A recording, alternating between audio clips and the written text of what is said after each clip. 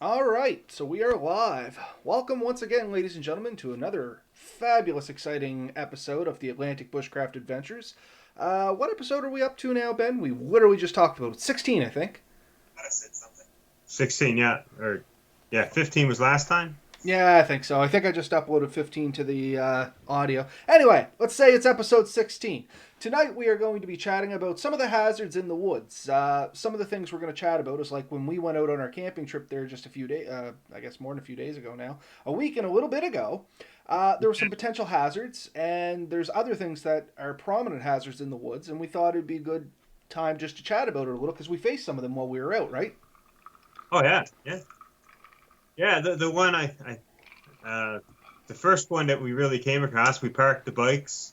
So we're finally in the woods and we decided to start walking in. We put on our gear and we weren't 100 feet in the woods. And I immediately regretted not grabbing a pair of safety glasses because we had branches flicking back and stuff Yeah, with so that's a real common problem with anytime you go with more than one person in the woods. I suppose it's still a problem with one person in the woods too. You can walk into a branch and get something in your eye, but a lot of people don't realize that if you're walking in tandem going forward, the person in front, sometimes they'll hold a branch, sometimes they won't, and the person behind may get used to them thinking they're going to hold a branch, and then as soon as you get comfortable, you catch it right across the face, and there's some high hazard potential there to like scratch your eyes or even worse, right?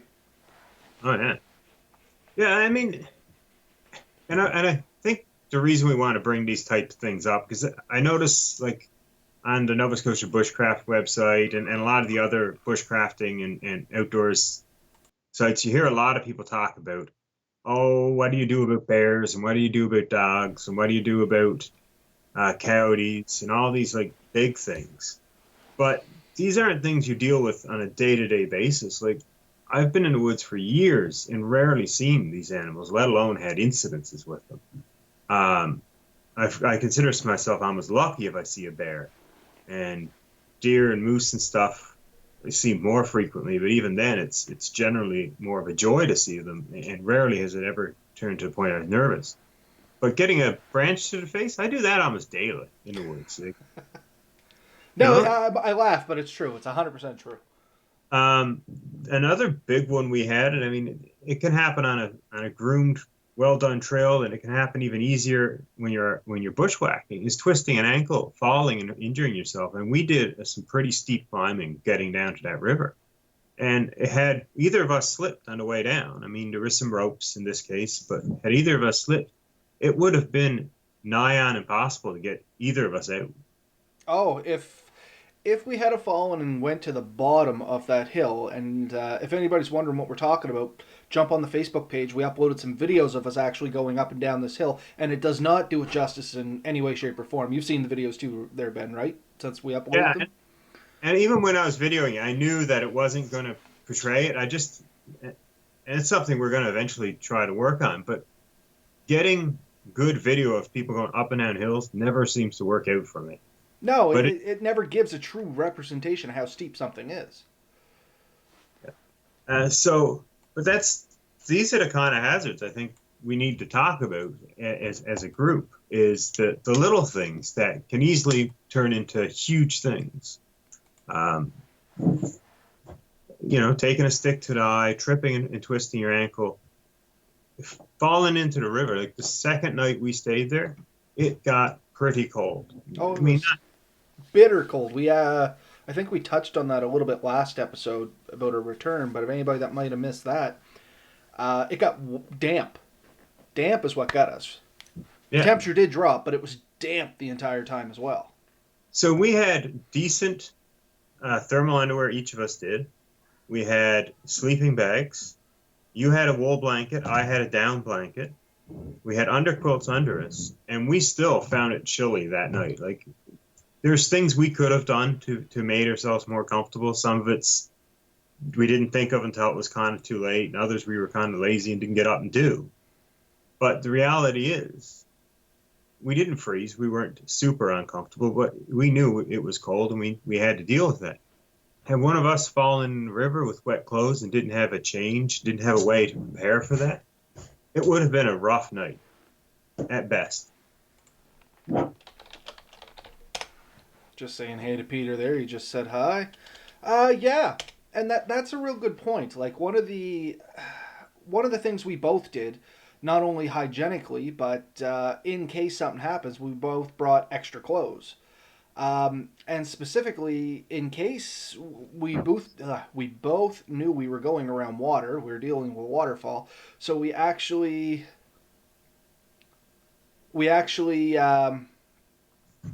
kind of all we prepared for that. And I guess that's kind of a follow up to everything we're going to talk about tonight is realize those hazards that are there all the time. Like it's easy, as you said, to kind of talk about the coyotes and the bears and people that talk about cougars and wolves and everything else, porcupines, raccoons, rats, muskrats, everything.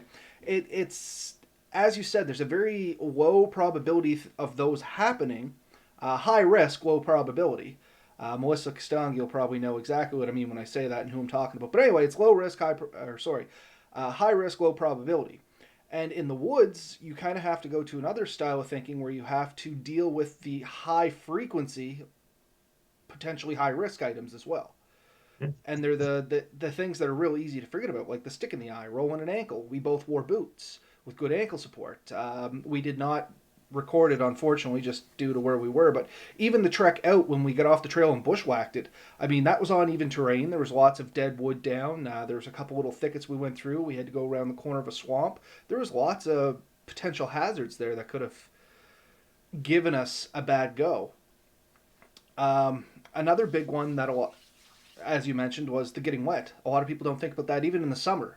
We went in June and we thought it was going to be super warm. Like we were joking when we first originally planned this trip that we probably wouldn't even need that much of a sleep system because it should be June. It should be warm. And as you Yeah. mentioned, on the second night, when we had to deal with all that, I know myself. I got up, I had to put I had to put on my thermals, all my clothes, my jacket, put my wool blanket around me, and then the sleeping blanket around me, get back in the hammock with the underquilt, and I was still cool all night. Yeah. So they're very easy things to walk into or have happened to you, and a lot of people overlook them. And this time of year, like your spring through summer, early summer, and in late summer into fall, you often run into two issues. You can get hypo or hyperthermia real easy. Like during the day, you can easily overheat. You can have sunstroke. You can deal with all kinds of problems. And sometimes you just can't get away from the heat. And then there's the other side. Is at night, if you did something to cool yourself down, you jumped in the river, whatever, you got your clothes wet, the temperature can drop far enough that you can't recover. So um, you do have like that double exposure. In the winter, you almost always worry just about getting hypothermia. Like you're worried about freezing to death. In the summer, you don't really think about it too much, except maybe you get sunstroke or heat stroke. But come the spring, fall, you can deal with both in the same day with one person or multiple people. Sorry, just answering a question there. And yeah, that's very true. Um,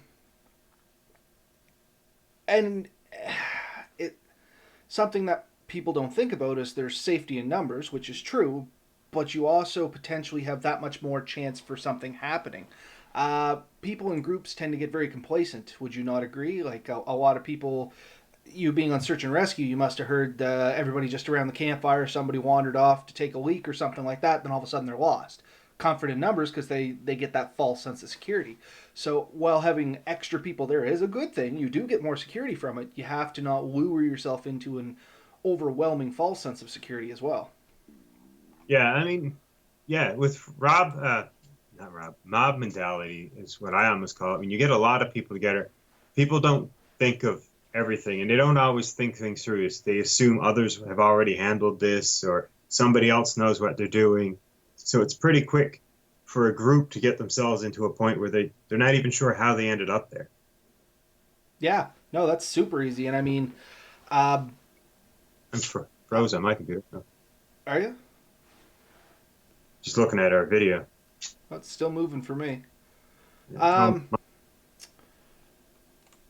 Anywho, something else that I was thinking off that we actually ran into a little bit there, and a lot of people overlook it, is we had a little bit of issue there with potential muscle cramping, and not having the proper electrolytes and stuff in our body because we were going quite a while there. We were hauling wood for a long time, burning up a Yeah. lot of calories, sweating out a lot of water, and not really replenishing a lot of the salts in our bodies.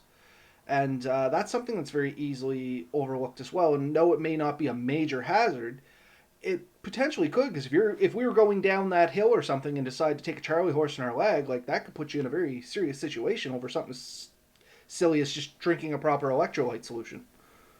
Yeah, and I tend to run a higher risk of that than probably the average person. Some of my diet has contributed to that, and I've exposed myself to this multiple times where I've been in the hammock and had to literally take one leg and straighten the other leg out because it was cramped up so bad. And you, if you don't deal with that quickly, it can lead to the point where the next day you're almost too crippled to walk. So, I made the exact same mistake with our trip. I usually take salt with me because it does help me, and it's almost instant. Like if I take like a little bit of salt, I can almost feel the cramps go away. And there's people who can explain that a lot better than I can, but I can tell you it works for me.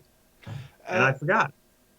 yeah, Right? and potassium's another thing that'll help with cramps too. So, unfortunately, in the woods, potassium also happens to attract mosquitoes and flies.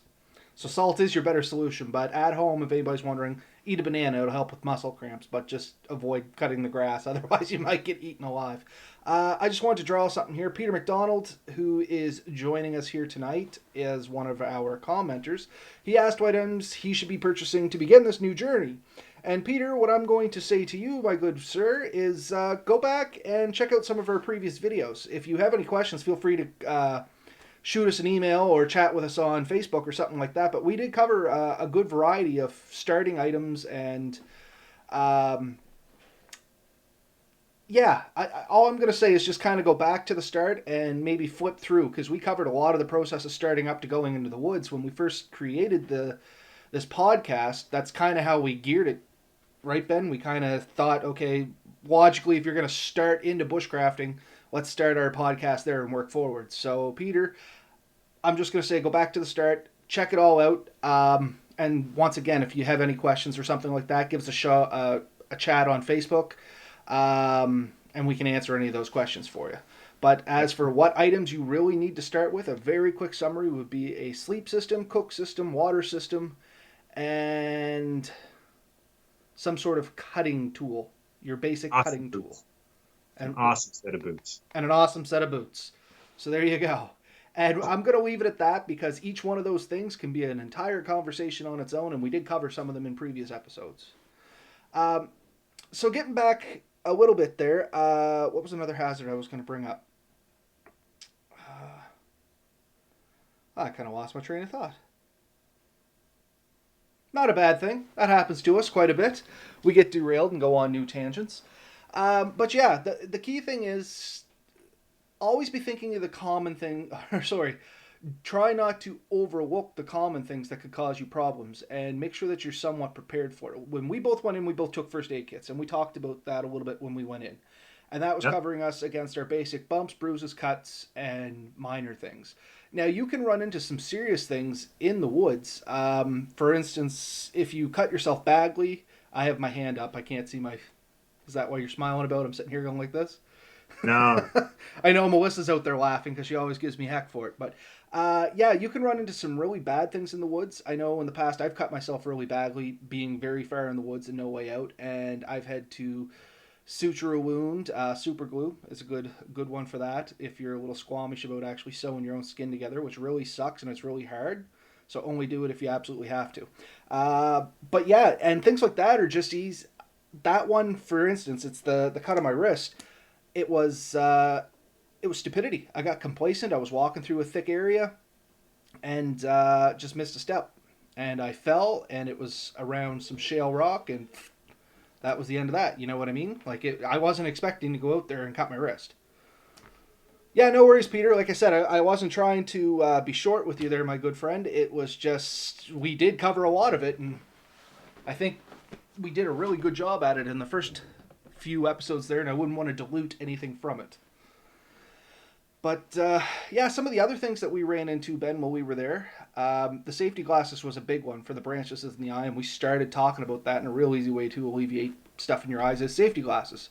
Oh, and my search and rescue buddies would tear me up for that one. I'm sure they're going to. But I, because it's standard pack for our gear, like that is a requirement to go in the woods, and I am the safety officer, and it's something we always take. And Oh, you're I gonna get roused I back. had it. Like it was sitting in the saddlebags, and when we left, like we grabbed everything out, and I put everything we were supposed to, and we started walking. I didn't think about it. Like normally with my search gear, it's I have one in my pocket, I have one in my search bag. There's a few pairs available, and it's just uh, we went on the motorcycle. My new helmet has the drop down sunglasses Yep. built into the helmet, and that's what I would have probably worn as my sunglasses.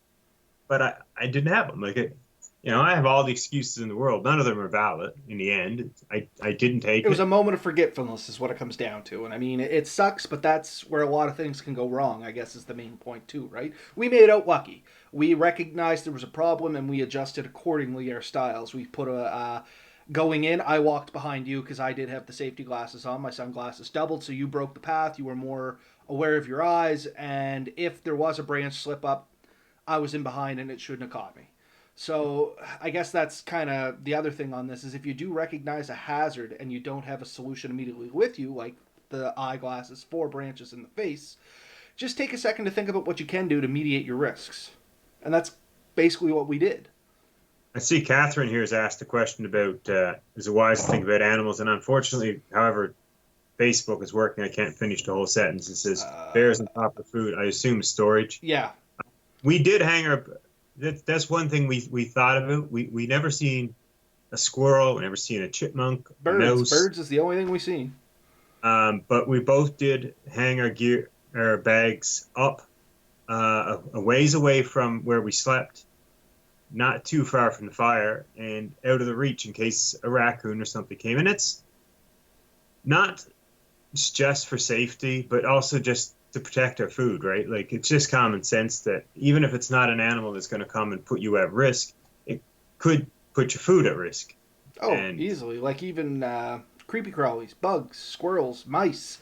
If you have it on the ground, could very easily end up in your oh yeah, food. Ants. You know what I mean? I That's got a common one. to go with them.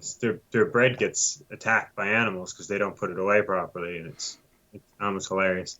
But that's a thing. I mean, now that we're talking about food, a bigger deal to me is making sure you're taking food that's not going to go bad. Mm. And there's a lot of debate about what does go bad and how long it's safe to take things. And we've talked about this a little bit in previous videos. Like I take fresh eggs sometimes, but if I can get them, I'd like to get, like farm fresh eggs that have never been cleaned or anything because they're good for close to a week or so without any refrigeration. But make sure that when you're taking something, it's not going to go bad because if it starts to go bad and you're out for 2-3 days, like, I have some trips planned this year for longer trips. I have to think about my food. If something goes bad and you end up food poisoning on the first day. It's a bad time. I've been there, done that. Do not like it. Would not wish it on anyone. Do you get? Do you gents Steak. bring in steak or different meats? So yeah, Peter. Actually, the first night we were gone on our camping trip there, we cooked steak. Both of us took a steak in and threw it right on the coals, man, and it was one of the best steaks I have ever had. In all honesty, a little bit crispy on some spots, but that was more my fault than the cooking method's fault. I know it sounds a little weird to cook your steak right on the coals, and we were both a little skeptical off it too. But honestly, I didn't get any charcoal or soot, like very little anyway. None that I noticed.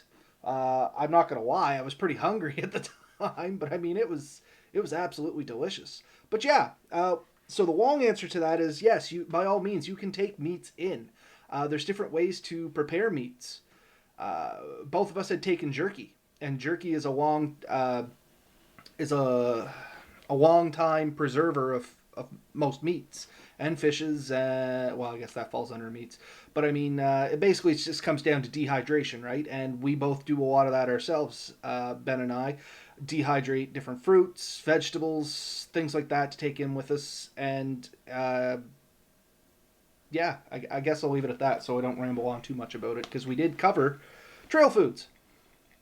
The other thing I will throw out there is there are pepperonis, and I took bacon, like the ready crisp bacon that doesn't really, it doesn't need to be refrigerated, and I had the pepperettes, which also served as fish bait, and That's just what I was relied laughing about. That's why I was smirking because you don't mean pepperoni, you mean fish bait. fish bait. Yeah, we take fish bait, aka pepper, and it's got good success. I tried it again at the cabin over the weekend and caught a bunch of fish. Um, and I have no idea what I caught. I can tell you though, it was not worth eating. I caught it. I cut it open. It was bony. It was hard to scale. Oh, it must have been a perch or I don't think you Gasparo up there, but it's probably perch. I'm pretty sure it was a perch, and a lot of work. It looked like a big fish. The head was massive. It didn't produce nearly the amount of meat I would have liked to gotten off that fish. I think it's going to be a catch and release for that species for me. Snap a picture next time. Now you got me curious at what kind of fish you got there. I did that once before. I will again. The last time I took a picture, I talked to a whole bunch of people that assure me they're avid fishermen and know all stuff about it. And I think they were good pictures. I can't quite tell. They told me, and I was like, oh. Yeah, I snap some mean, pictures. I'd just be interested to see it more than anything. I want to see what kind of big-headed bony fish you're catching up there.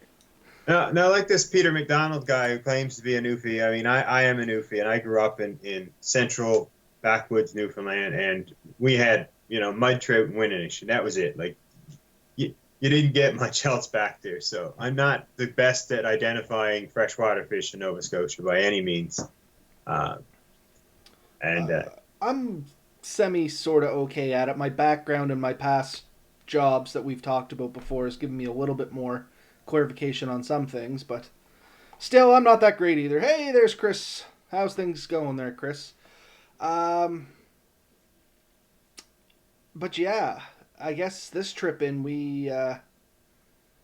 whoa, completely derailed. Meats on the fire, yes. By all means, bring in meats. Dehydration's a real good way of bringing in any kind of food. In all honesty, but still, you have to be careful that you're properly dehydrating stuff. Which brings me to another hazard: is still staying on the food topic. Make sure that it's all dehydrated properly. There is a small chance that if it's not done properly, you can run the risk of getting uh, some bacterias, some parasites, but it's pretty uncommon, honestly. But the potential's always there. If you don't dehydrate your meat enough, is something I'm thinking of, and there might have been a cyst or something on it. You could get a parasite there, or a lot of people try to dehydrate raw eggs, and I think there's a potential salmonella in that too. But just go online, get some good information. But dehydrating is a great way of taking any kind of food you want into the woods. And if you do want to take fresh stuff, just pack it appropriately. Make sure your raw foods are kept cool and eat them first. yeah, yeah. I mean, I've taken all kinds of food in the woods, and there's amazing things you can do there. Just do your research. Make sure that any risks you're taking are well thought out and reasonable. You've taken all the proper precautions. Food is a hazard. It's a real hazard. There's food you'll find in the woods. If you don't know what you're eating, probably don't do it. Like if you're unsure of a plant, you think, oh, I'm pretty sure it's that. Stop. See Yeah. if you can find someone who knows better. Do some more research. There's hundreds of stories out there of people who thought they were confident they knew what they were doing and weren't. And so My take, motto is for wild edibles: if somebody hasn't shown me the plant and I haven't seen them eat it, I'm yeah, not going to try it unless I'm in a survival situation. I'm not just going to randomly eat stuff. There is a testing method, which we've talked about previously, about the breaking it open on your skin and then your arm and then a little bit on your lip and then hold it in your mouth, blah, blah, blah, blah, blah. There's a process to that. And I'm not going to pretend to be an expert on it, but there's great write-ups on it. But at the same time, you're still taking risks even doing that sampling stuff. So if you're not sure, don't play with it unless you absolutely have to. Like, I know in Nova Scotia, mushrooms are a bad one.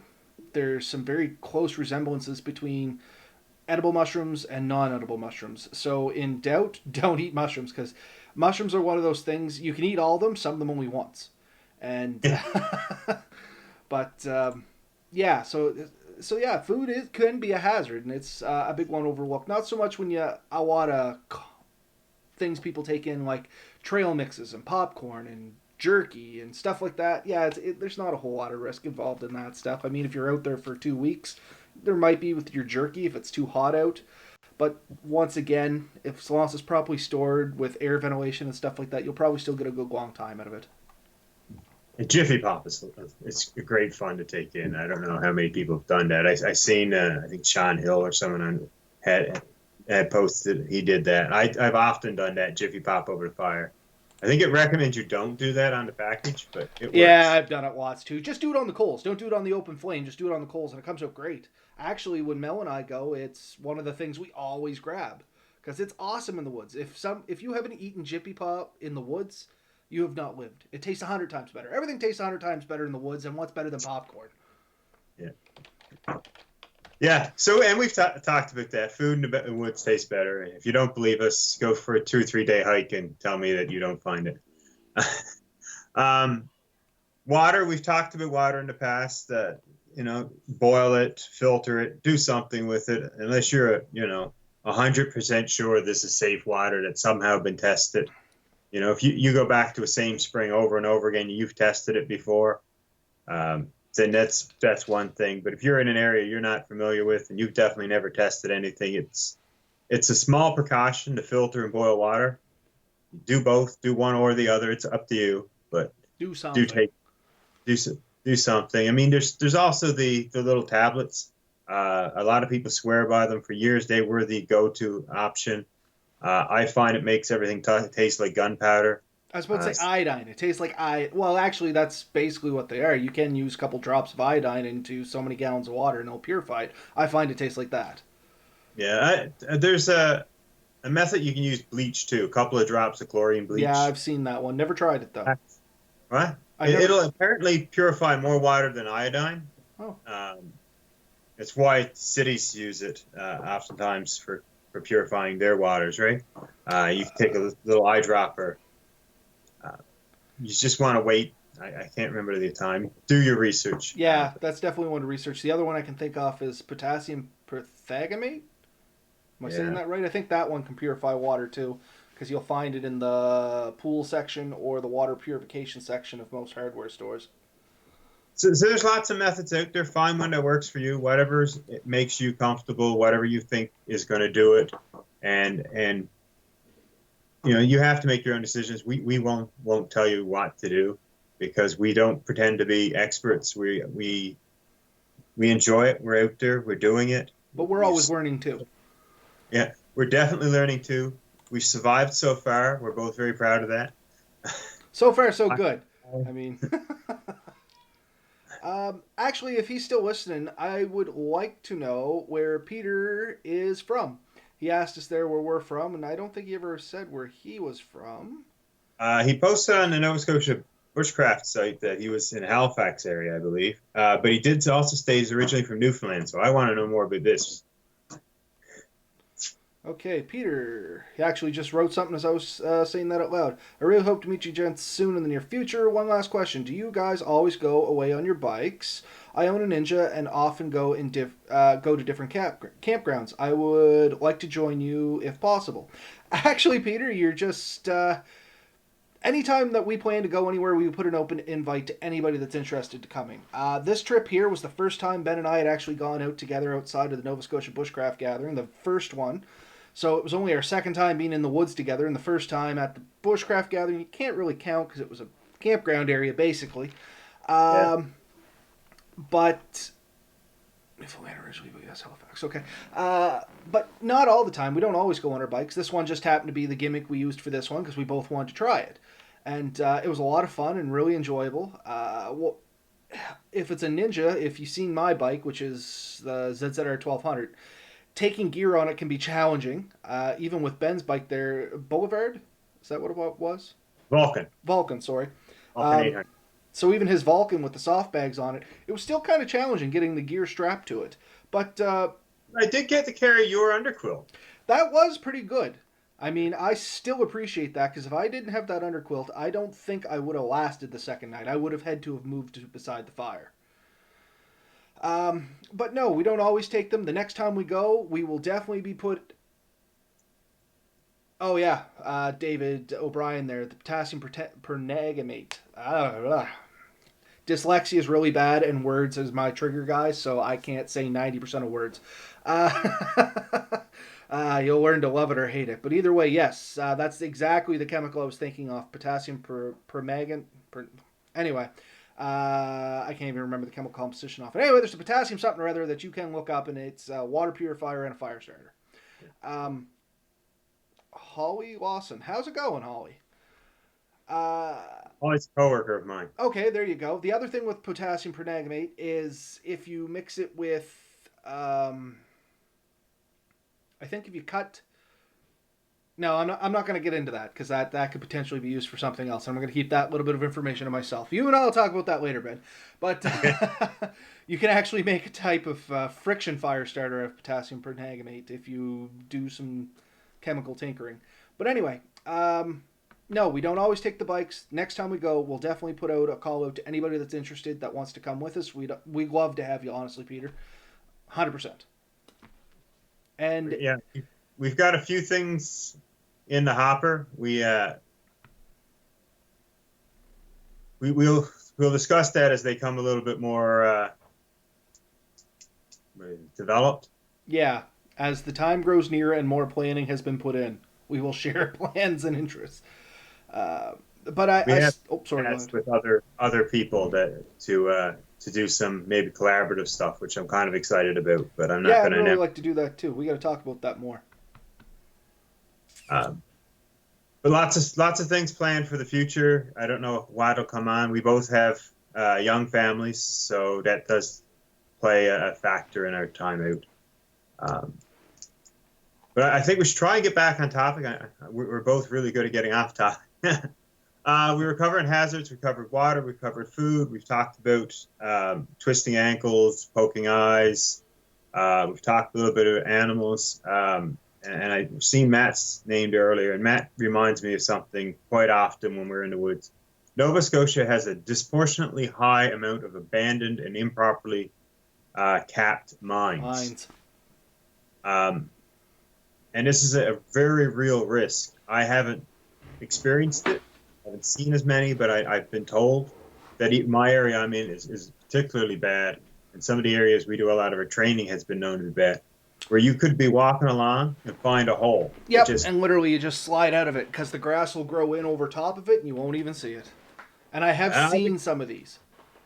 I've experienced something similar in bogs in Newfoundland, where just they're called bog holes for a reason. And you'd be walking along and it seems solid, and all of a sudden it's a drop. The moss just grows over it, and you step on it and gone. And the first time I came across one, I only stopped because I put my arms out Yeah, and I I've caught heard of my these own too. caught. Not so common here in Nova Scotia, but over there it definitely is. Hey, Charles, just seen you joined. And before I forget, Peter, if you're still with us, the next big event where you're looking to get into this that you should attend is August 11th weekend. I don't know what all the dates are, but it's the Thursday to Sunday. Is the Nova Scotia Bushcraft Gathering at Smiley's Park? I believe so. Yeah, Okay, we're so hoping. throw that on your calendar, and if you want to meet some people, Peter, that's going to be the place to do it. They gather from all over Nova Scotia. We've had some come in from all over. I'm thinking we had Wayne Colcraven there. We had Mitch from He's from Alone Michigan. there. Yeah, he's from Michigan. Uh, Craven is New Brunswick. Barton. What's his name? I think he's Quebec. But Uh, what's his actual first name? Mike Park, Mike Barton. That's it. Bushcraft, Yep, Barton Bushcraft. Uh, the Trapper. I can't remember his name off the top of my head. Archer. Archer. Yep, Martin I think he's Archer. He comes. So I mean, there's a lot of people that you could potentially meet at this thing, Peter. There's Mark. Mark Young. Mark. He usually goes. Yeah. Uh, Peter. I don't know if I've seen Peter there last year or not, but you'll get some amateur blacksmiths, and I use amateur loosely, just because they may have home forges. These guys produce amazing work, and maybe they're not even considered amateur. They might be professional blacksmiths because their work is like second to none. Some of their stuff. So there's Peter, there's Randall, Jamie You know, Harris. he commented on Peter McDonald's post, and so he should be able to find him if he wants to speak to him Okay. anyway. So, But yeah, there's a ton of people there with a huge selection of skills. And for anybody listening, we just plugged the Nova Scotia Bushcraft, so there you go. Maybe they'll send us a patch. two. Too. I think I have one actually. I definitely have one for the first one, but I haven't had anyone in a while. Um, yeah, so there's risks like that. I mean, there's a lot of risk out there, and not disproportionately so. Like you run a risk every day you go out of your house, and you have to take that into account in your general life. If you live in a city, you could get hit by a bus anytime. I mean, you can get robbed, mugged. I mean, all these things are real possibilities, and we take reasonable precautions to minimize these. And we do this. We need to do the same thing in the woods. Be aware of the issues, and take the appropriate steps to minimize those and be prepared. And I think the next thing we need to leverage into, and I know we don't have a ton of time, is be prepared in case these do happen. If you do twist an ankle, I mean, we had a definite issue. If one of us twisted an ankle, we couldn't call for help. Our cell phones were not working until we got back to the bikes. And that was a surprise to both of us that we even got it there. Yeah, like it was weird. We were sitting by the bikes, we were just yakking back and forth, and my phone started going crazy. And we actually had 2 bars. We had enough to actually start tinkering with stuff. We should have went live, Ben. Why didn't we go live? Just now my thinking data of that. package, and I didn't want to lose it. But yeah, and you can't always depend on cell service, just like you said there. It's especially in the remote areas where you go into the woods. It can be spotty at best. Newfoundland needs a bushcrafting gathering. I can't argue that at all, Chris. Trip over, I'll arrange it. So yeah, I guess that's kind of the. I think my little one's running around outside and I can hear her. We have a sunroom out there and I think she's playing in it. But yeah, that's kind of the general overview on hazards. Is recognize there are a lot of hazards, not just the immediate ones. Catherine, going way back now, mentioned about the food and bears, and we talked about storing your food properly. Honestly, guys, wild animals in the woods, yes, wild animals live in the woods. 9 times out of 10, you won't see any of those dangerous animals. Coyotes are probably higher risk than bears, but higher risk than any of that is probably going to be literally a raccoon trying to get into your bag or something small like that. Bears generally try to avoid things because bears are lazy by nature. Unless the cubs wander in and you cause some sort of threat, most times they're going to give you a very wide berth. I've been in the woods with natural resources and just bushcrafting and stuff like that for probably 15, 16 years, and I don't think I have ever seen a bear actually deep in the woods. I seen one moose once, and I seen a bear like crossing a field, but never in the woods. Yeah. Yeah, the few times I've seen bears in the woods has almost always been from a distance, oftentimes like across a bog or partway up a valley. I've rarely, a couple times on ATV, we've come up on them, but never had an issue. Even, I mean, Chris made some comment about walking across the wilderness in Newfoundland, and Chris, I'm very familiar with it. Buchan's area was my playground, but I've played most of Newfoundland, and yeah, rough terrain is putting it mildly at places. But I'm looking at a spelling of porcupine. You're right, buddy. You spelled that really wrong. I can't spell and I know it's spelled wrong. But anyway, yeah, I am super envious of you guys over there on the rock. Actually, that brings up another hazard both Ben and I were chatting about on one of our nights there. Ticks. You guys didn't have ticks over on Newfoundland for the longest time. I don't even know if you have them now, but ticks are a very real problem too. We're getting a lot of interesting species of ticks here in Nova Scotia that can cause you all kinds of problems. There's the black-legged tick that gives you Lyme disease, and now I think it's the Lone Star, or maybe it's the Western tick. I can't remember which one. Lone Star one. terrifying. It makes you allergic to red meat. That's the one I'm thinking of. It's the Lone Star tick, is it? Yeah, that's just a death sentence for me. Like, Like that is done. just nuts. Done. Some of the other ticks we have here, like there's the snowshoe hare tick, and a few other ones that are literally like tiny, tiny, tiny. You wouldn't even notice them on you most times, and they still run the risk of carrying some parasites and other diseases and stuff like that. Not super common for those little ones, but still the risk is always there. So just be aware of that. Pack bug spray. Just Yeah. biting, stinging insects in general in the woods. Mosquitoes kill more people worldwide than any other animal. Malaria, right? Malaria is a huge one, but there's other diseases carried by mosquitoes. And uh, yeah, Chris said they do have ticks. They didn't when I was growing up, or not in my area, but I've heard in the last 10, 15 years it's much more prevalent in Newfoundland than it has been. So, Well, you guys don't have deer over there. We talked about that. We talked about that too. There's you have caribou, moose, and things like that, but no deer. no, So, not that I was ever. and maybe they do now. I don't know. Like We did have a buffalo out on an island, but that was an experiment. That uh, so I guess that's my rant on hazards. Did you have anything else on hazards you want to talk about, Ben? There before we talk about our last subject. no, I think we can move on. Okay, so what we're getting to here, it's kind of a political thing, I guess, more than anything, but not even really. We're going to chat about it a little, and it's because it's just a recent thing in the news right now, and we want to get your guys' opinions on it and what your thoughts are. So recently here in Nova Scotia, there has been a older gentleman with his granddaughter fined about $700, wasn't it, Ben? Yeah, that's what I heard about. $700. And it happened almost immediately between the two of us. So give you Yeah, there's a it's Inverness. Is that where it was? I can't remember where exactly just where it was. valley, I think, just north of Okay. Truro. Right? So anyway, long story short, the grandfather had taken their granddaughter out to fish with one of those children's fishing rods.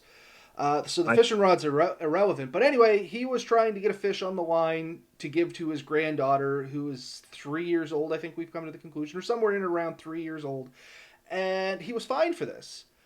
You can look the story up. We're not shooting breeze. It's I think it's in the ngnews.ca as well as chronicleherald.ca and CBC News. It actually made federal news. They did cartoons and stuff on it, and I mean, yeah. What's your thoughts on that, Ben? Let's start with you. I'd love to hear anybody that's out there listening throw a comment up on this. Like to me, it's kind of ridiculous.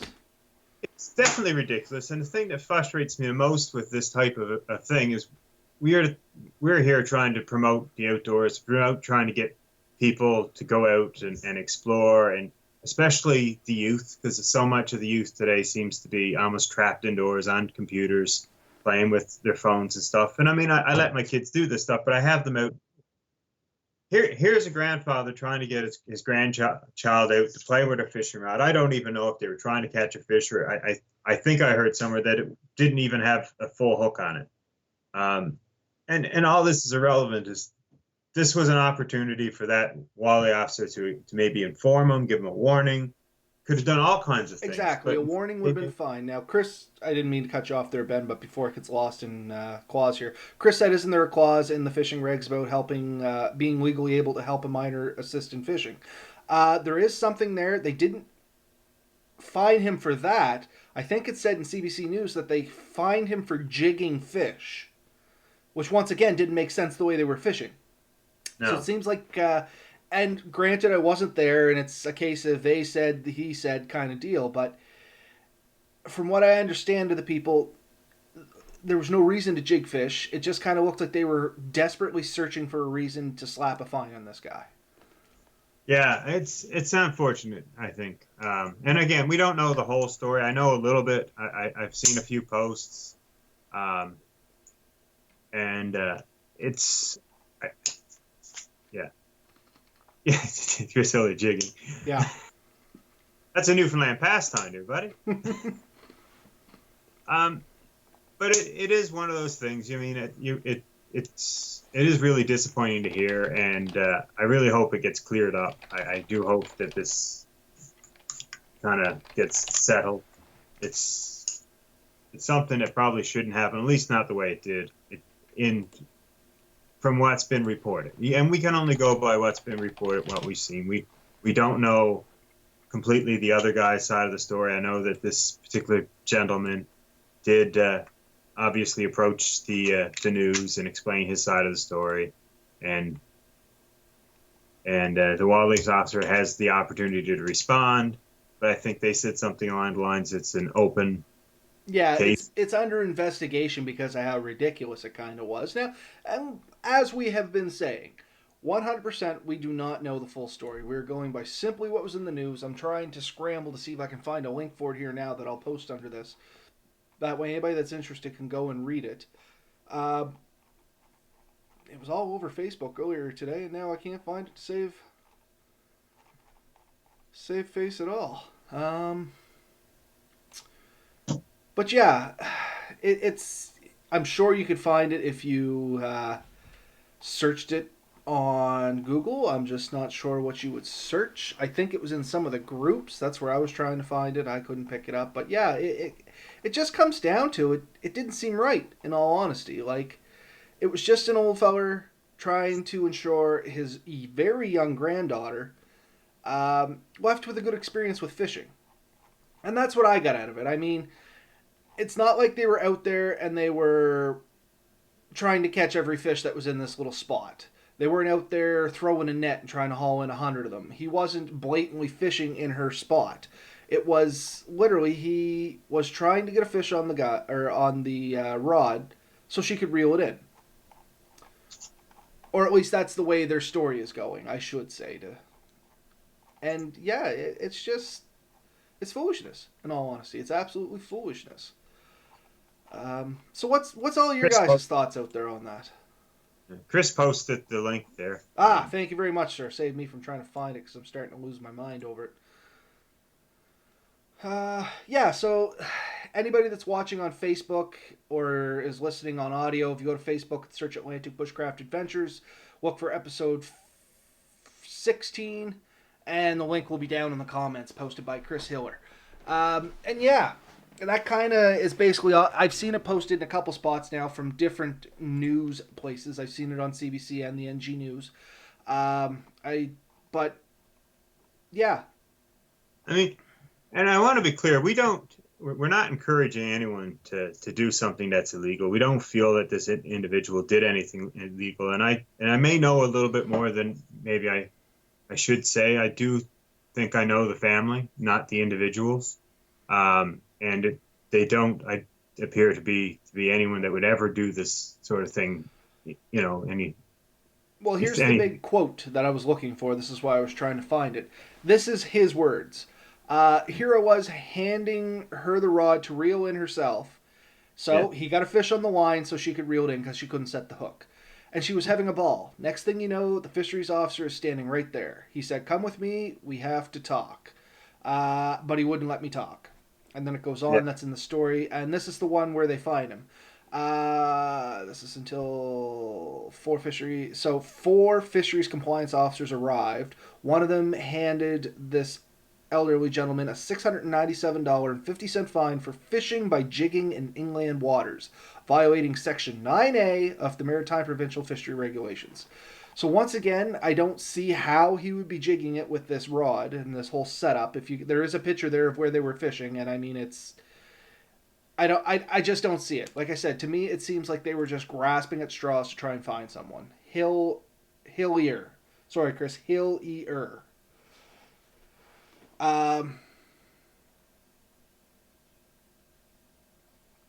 Yeah, I mean, it's just ludicrous.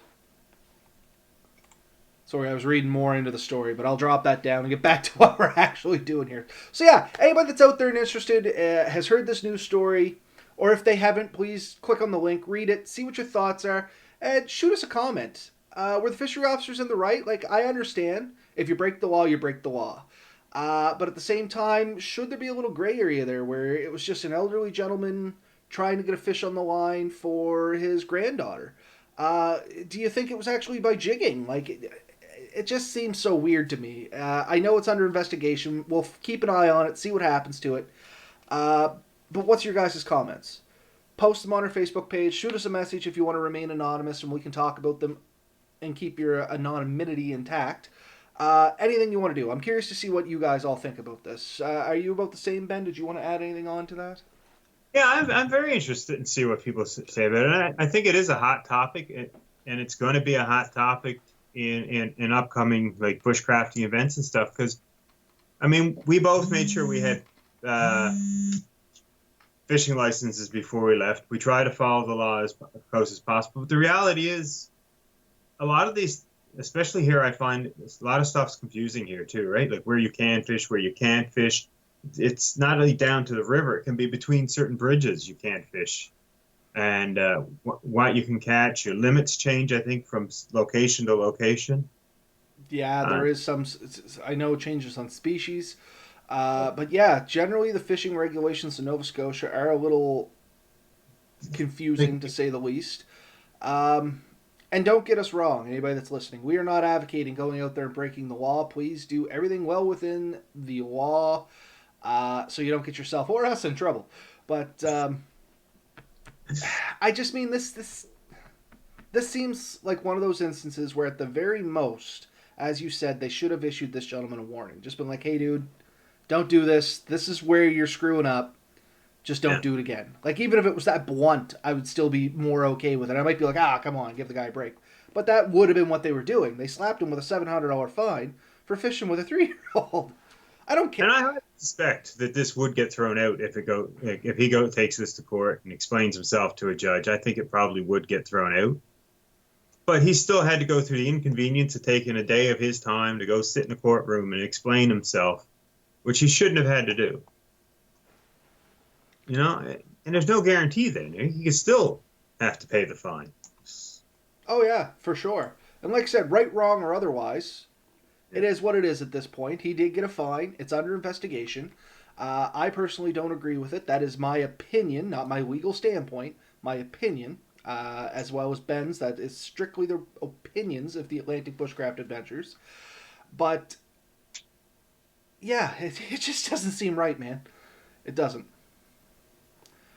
But anyway, that's it for me. That's going to be my closing thoughts on that. I really do hope that we hear from some of you guys out there, either by comments or messaging us. Like I said, if you want to remain anonymous, we'll 100% respect that, no problem. But do let us know. What do you think? Maybe we'll throw a poll up. Nah, because polls you can see who votes. Yeah, just shoot comments. We'll let those who want to remain anonymous, because I do know some of the people that come on to here might have a closer relation to the individuals, and they may not. Like, we don't know what comes into play there, so just keep everything nice and private. Comment up if you It's a want, or small shoot area. us a message. my my cousin there, they should hold the office accountable if it goes to court and gets thrown out. I mean, that's true too. But It I mean, won't I've been in happen. a similar situation with a traffic ticket one time where I didn't feel I was wrong. Um, but the end result was when I calculated how much it would cost me to fight it and the time it would take to prove that I wasn't in the wrong. I mean, I made a mistake, but there was no signs until I'd made the mistake. Hmm. Uh, and it was an area I was unfamiliar with. And because the signs weren't available, but I ended up paying the fine because it was easier than fighting it. And I think this case, $700 might be a little bit different, but Yeah, I was reading that too. yeah, But yeah, we're a it's PG family. yeah, we're trying to stay back to that on explicit rating. It helps us Yeah. out way much more for our podcasting. But yeah, going on the assumption we only know what's been posted up, it still doesn't seem right. And at $700, it may be worth him going to court to fight, especially if he just stays in small time court. If it's like a traffic violation, sometimes if you just go in and you just argue it there, sometimes it never needs to go beyond that. I think under $2,500, it just stays in small time court. I don't know how that works. I'm not super big on how that stuff all runs through the court. But anyway, what's your guys' thoughts? Let us know. With that, I'm going to say goodnight. Is there anything else you want to follow up with, Ben? uh, no, we're all good. Just reading the comments and stuff here. Exactly, Chris. These cases would be more about the morals than the fine itself. And I guess that's what I see wrong with this, is morally, they didn't need to give that man a fine. A warning would have sufficed. He would not, he doesn't seem like he would be the type that would repeat offend with a warning. A warning would have been sufficient. It's exactly. I mean, we could. This does end up off bushcraft, but there's a lot of stuff that I find where the law can be awfully harsh, where it really doesn't need to be, and again, we'll end up off topic here, and that's the unfortunate thing. But Maybe we'll have a podcast just strictly on that. Maybe off topic a little, but why not? It's warm waters, but I'm willing to tackle it. The old joke has been years ago, you would get a higher fine for poaching a moose than you would had you killed someone. Oh, for sure. Right? And you can end up with the same fine for killing someone completely by accident, or same consequences as if you intentionally did it. You can end up with life in jail if you ran a stop sign, or if you had gone out and hunted someone down. That doesn't seem to be on the same level to me. And this stuff here, like, if somebody was out there illegally catching a fish, and this is totally not talking about that particular situation, but if you were, is a $700 fine or $1,000 fine a reasonable fine for that type of offense? There's much worse things people could do to get a much smaller fine. Yeah, it kind of seems like they went to the extreme end on that one. Once again, I don't know what they're... Yeah. So there's a lot to be said for the consequences and a system. And I know we have to have a system. I agree with having a legal system. I agree with having game wardens and police officers. I'm not against any of that, but I think the system itself isn't always fair or just. And that is a great topic for another cast. Like I said, that'll be a dicey one. That one may be explicit, and maybe we'll do that separate from our normal podcasting. But I think that would be an interesting topic. Yeah. If we want to branch off to overall things, I mean, I could talk for hours on some of these subjects, and I have an acquaintance who'd love to get in and join this conversation, who's from inside the system and can tell you a lot of stories. You can't be very specific about stuff, obviously. No, and that's fair. But yeah, why don't we do that? Let's plan to maybe do a podcast separate from our normal podcasts. Maybe even on a separate night, and see if we can drag some people in for political views.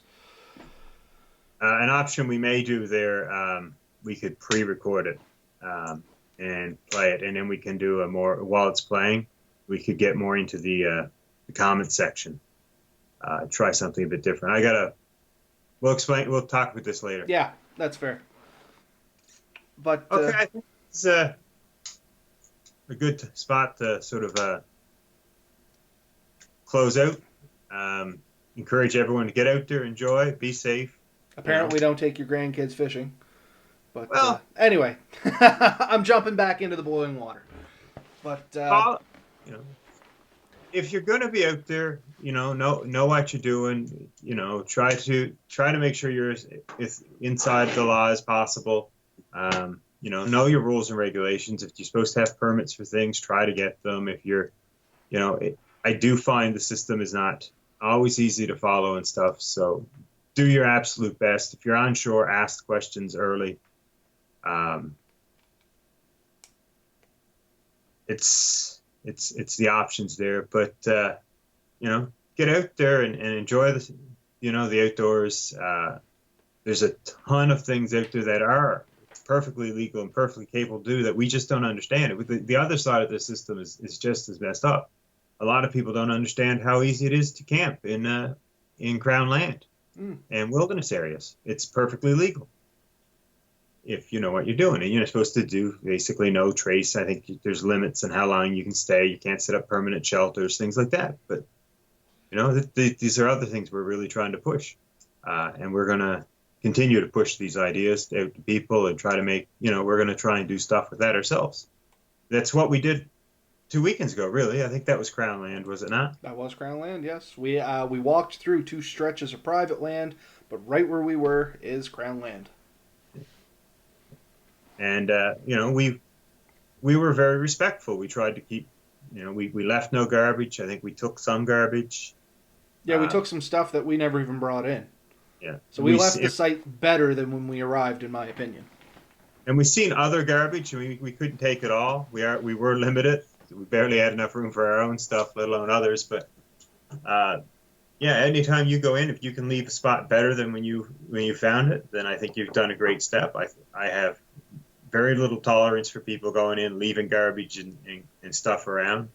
Um, that being said, there is legit things to leave out there. The ropes that help you get down that hill, that's not really hurting anything. The odd firing, I have no real problem with. To be fair, those ropes were there before I started going to the spot. I've just been maintaining them. Yeah, but I mean that's a safety thing, and it's not harming the environment. No, they're all tied loosely around trees. They're not choking anything off. So The beer cans we found in the bottom and the beer bottle, that was not necessary. We took our own out, we crushed them up, we put them in our packs and left. I mean, it's if it took less effort for us to take our garbage out than it did to take it in. Oh, by far. Right? There was no weight to those cans when I took them out. They were heavy coming in, but So, yeah, but let's see you guys get out there and enjoy it. Share your trips. If you take some pictures, post them up, or send them to us. We'll post them or post them on. for sure. If anybody has anything that's bushcraft related, I have zero problems with being posted on the Facebook page. Do you have any problems, Ben? No, I'd love to see it. Like, show us your areas. Show us some of your favorite camping spots and things you like to do, and maybe you'll teach us something. I know there's a lot for us to learn. So, yeah, that's it. Really, I got for today. Alrighty then. So I guess we'll end it up there. As Ben said, get out, get dirty, have fun, and in the spirit of our topic today, which was hazards, play safe. Have a good night, everybody.